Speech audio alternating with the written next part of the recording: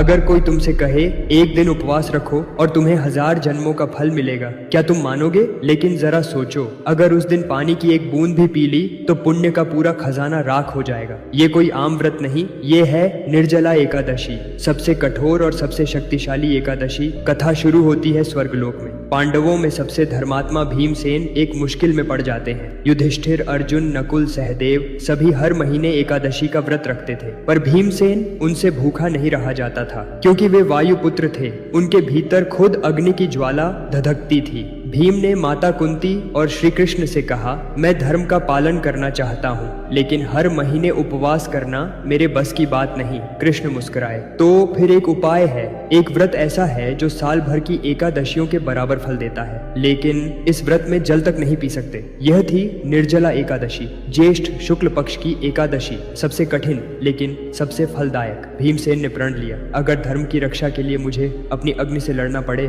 तो मैं लड़ूंगा। उन्होंने जल तक त्याग दिया, सूरज की तपिश, शरीर की जलन, भीतर की भूख, सब सहा, और अंत में जब द्वादशी आई, गंगा जल से अर्घ्य दिया और व्रत पूर्ण किया। श्री कृष्ण ने कहा, हे भीम, जो कोई इस दिन निर्जल व्रत रखेगा उसे सभी एकादशियों का पुण्य प्राप्त होगा। मृत्यु के बाद वह विष्णु लोक को प्राप्त करेगा।